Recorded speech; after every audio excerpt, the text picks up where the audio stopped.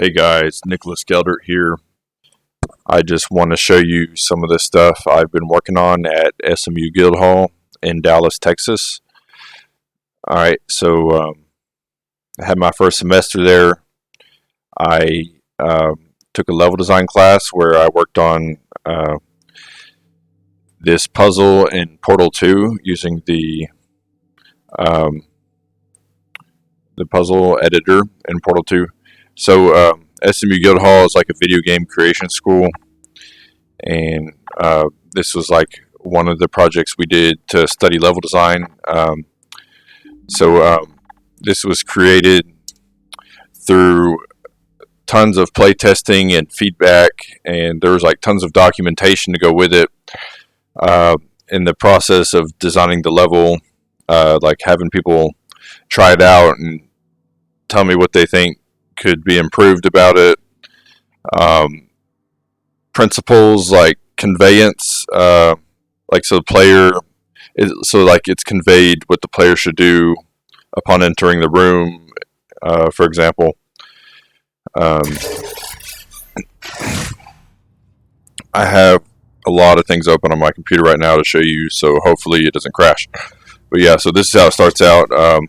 When the player first walks in, conveyance, for example, they can see the exit door immediately upon entering, so they know like that's their target, that's where they need to go. They can see that immediately upon entering, and they can see a cube right here, like, so they would assume, oh, I need to get that cube for something. If you've ever played Portal, you would know that. Let me see if I can remember how to beat this. Hold on.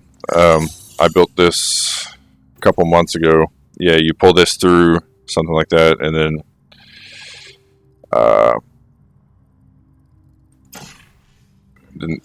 that goes on that button, and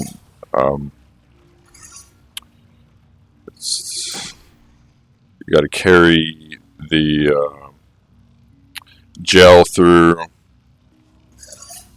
reverse the direction of it by standing on the button I'm on, and then crap, like that. Yeah, that should be enough. So I don't need that button anymore. It was supposed to be like that, but yeah. Now I can run across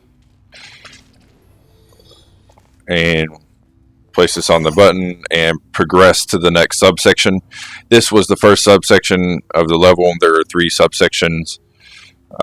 This is a sub room. The only purpose of this room right here is just to get to the next room. This is subsection 2. It builds upon the first subsection, using skills you've learned already, and it builds upon what you've learned to make the puzzle more difficult. I won't go through it right now, just because I haven't played my own puzzle in a while. Yeah, so that was the first subsection right here, second subsection right here, and then this is the third subsection. You didn't get to see it, but yeah, that's what it looks like. Again, this was created with like many iterations of feedback and all kinds of stuff. Yeah, so that's my Portal 2 level. I have my Doom 2016 level. I have it published. It's part of a campaign called Invitation from Hell. I worked with a team of 4 level designers. We created this campaign, and it was in Doom 2016. It has 4 levels. I created the second level. After you beat the first level, it takes you to the second level, third level, fourth level, etc. It has like the subject of continuity in it, where like each level has the same ideas and they flow together as they should, because it's a campaign of levels. They're not separate levels. They're supposed to go together. All right, I'll show you my editable version of it. All right, so this is my level right here. I'll just click edit so I can show you what went into making it. I already have Doom Snap Map open. It takes a minute to open it.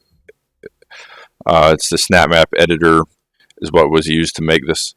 So this is like the aerial view, and then yeah, this is all the scripting crap that was done, you know. So this is like what's done in place of coding. It can be like a lot more efficient or faster sometimes. There's like upsides and downsides to doing this instead of coding. But whenever you do this, it just codes the game for you. What you would have otherwise had to code. As you can see, this might be insane to code with like how many lines is going through here. This is an engine. It's the Snap Map Editor engine that was built by id Software in Richardson, Texas, where I went to UT Dallas. And yeah, this is all that I put together, all my scripting. There's certain cues, like on this encounter, when you defeat all the enemies, play this music. It has some really cool music, by the way, in it. I'll play it for a second here in a moment. But yeah, there's like all these encounters of enemies. Let me see if I can find one real quick.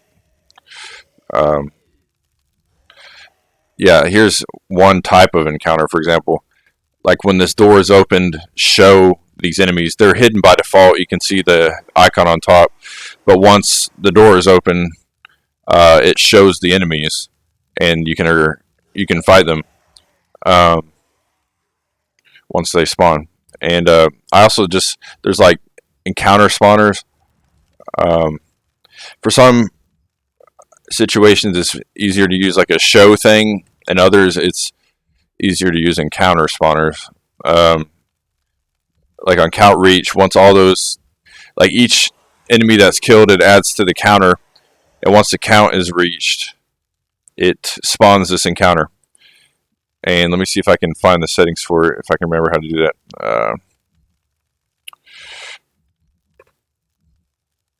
All right.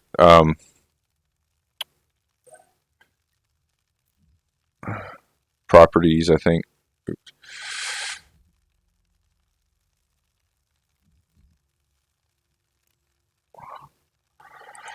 Yeah, well, you can just set the settings and how many enemies to spawn of what kind, and like there's waves of enemies. I'll just go ahead and run it real quick so you can see it. This is what it looks like when it all came together.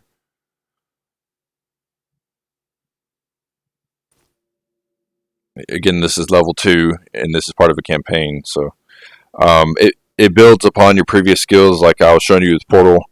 You start with like one weapon, and then you gain more weapons, building upon like skills you've learned, how to jump and how to play certain things. Like we introduced this type of button in the first level, and it continues being introduced in the subsequent levels. So once you reach the top of the stairs is when it spawns the enemies. These are only enemies that have been introduced so far already, or there's like 1 or 2 new enemies that's being introduced at a time. You don't want to overwhelm the player introducing too many things at once. Yeah, well, it's not the easiest level.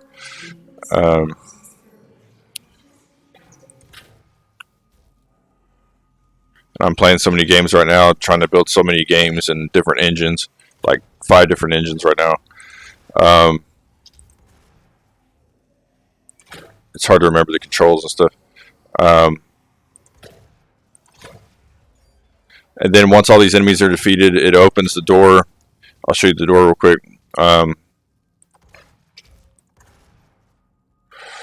This is the door. Once you defeat the enemies, it will open it. I place some health somewhere. I think it spawns whenever you explode the barrels. Yeah. And then I'll just get to like the second sub room. This is the first sub room again, like the last one.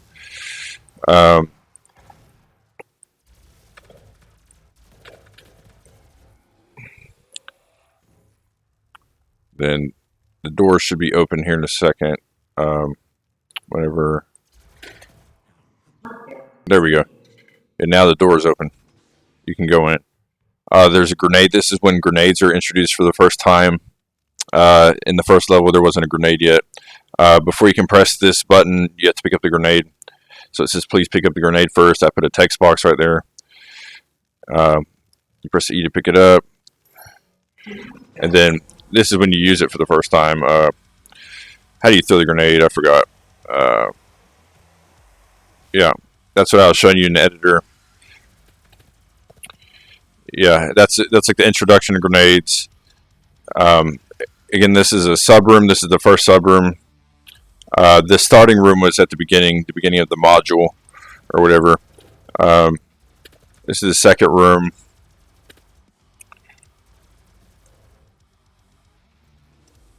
And then, yeah, this is the gore nest. You can only use it once you've defeated all the enemies. And it plays that good music that you're hearing too. Yeah, I won't show you that whole thing. It'll take too long. Yeah, I can close that now so my computer doesn't explode. I will show you what I made in the Hammer editor. This is like Valve's Hammer editor for Half-Life 2, Episode 2. It's what's used to make their Valve games made by Valve. Like Portal 2, for example, Half-Life. There's a game called Gary's Mod, I think, that uses the same engine. It's like the Source engine. They all use like a similar engine. Yeah, so this is the starting area over here. From the beginning, conveyance, as I was mentioning. You can see the Strider, which is your end goal. It's the big machine that's shooting missiles at you. From the beginning, you can see it from the beginning. The player knows that that's where you need to get. So the player descends from here, goes in this first building. They see more conveyance. They see a Strider poster on the wall. And like this is like a laboratory, and then you enter to the next outside area. As you can see, the scripted pathways where the players are, or the enemies are supposed to walk. And these nodes on the ground. And yeah, their health refill. There's some ammunition right here, like a weapon that's introduced. The player starts with the gravity gun, and then they're introduced with the AR-2 machine gun in this first room. There was going to be like a gravity gun barrel launcher theme to this explosive barrel launcher theme that you would do with the gravity gun to this level, but I ran into issues with the scripting, coding type stuff. Yeah, well, this is still like the overall level. Metro Police, as these are called, those enemies, and then these enemies, they look different right now before the game runs. They're called manhacks. This is like a garage area. I decorated the level as best as I could. I put some machines out here. You can't use them, but yeah, there's some air conditioning on top of the buildings. I'll go ahead and run this. I'll run it out. I'll run it outside of the Hammer editor because I already have it built. So I don't have to wait for it to build. I'll go ahead and run Half-Life Episode 2. This is like the same type of engine, Valve Portal 2 type. It's the Source engine right there. Alright, I have my map right here. As you can see, I have all my iterations, like stages of development. There was like the white box, the initial gameplay, the gameplay complete, the aesthetics, the milestone, the action block milestone, the launch milestone, just like the practicing milestone. All these different milestones, stages of iteration, playtesting in order to make this level. And then this is the final launch right here. As I was telling you, you can see the Strider from the beginning. You know you need to get over there and defeat it. Yeah, so you descend. You can see the enemies right there. That's like another goal that you need to get to. You can break open these boxes that I placed and get some health. And this is like office area with the Strider thing. You can defeat these manhacks.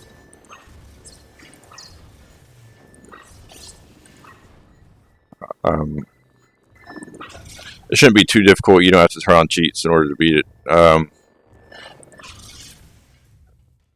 Yeah. This is more laboratory area. There's like a transformer thing. Refill your health before going outside because you can see there's a lot of enemies. They would be doing their movement thing if it weren't for them seeing me. Yeah. They have a patrol that they go on that's scripted into the game.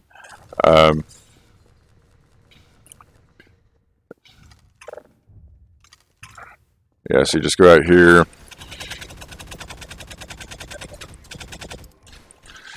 It's a lot of action.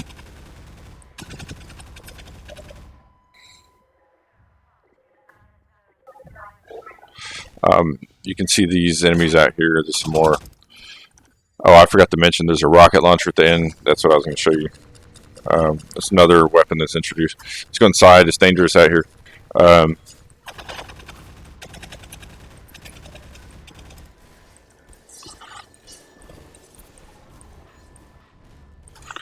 It's kind of difficult, but it's beatable if you know how to play it.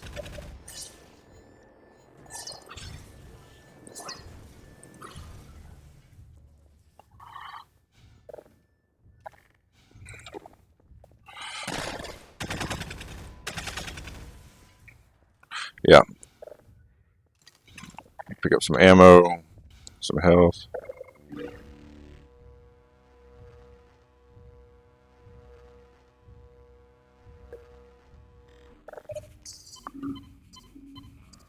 Yeah. You play as the character known as Gordon Freeman, who's in Half-Life 2. There's a rocket launcher right here that's introduced into the game for the first time. It takes like 6 or 7 shots in order to kill the Strider. This map is called Strider Fighter, by the way. My portal map was called Funnel Fun because you would use the funnels, the excursion funnels, the gravity beams. Hope you can hear me. But, there we go. Now the Strider's defeated. There's more ammo around here.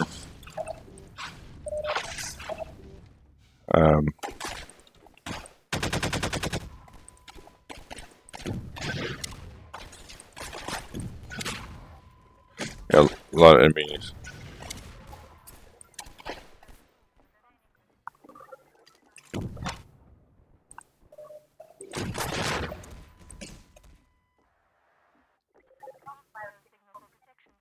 Alright, yeah, and that's the end of it. There's like no win condition, but that's fine. This is the main idea of the level. Actually, I want to show you another version I did. The secret version of the level.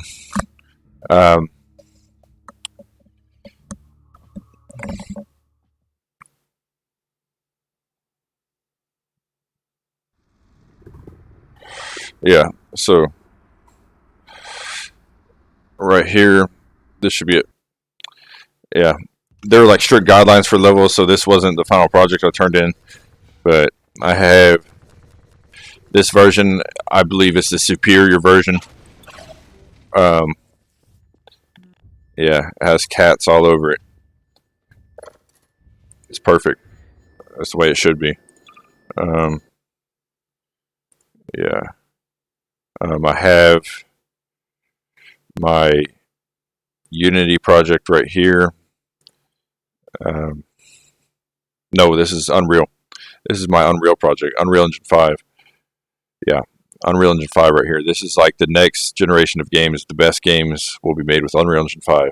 This is it right here. So that's the tank model I made in 3ds Max. I'll show you that in a second.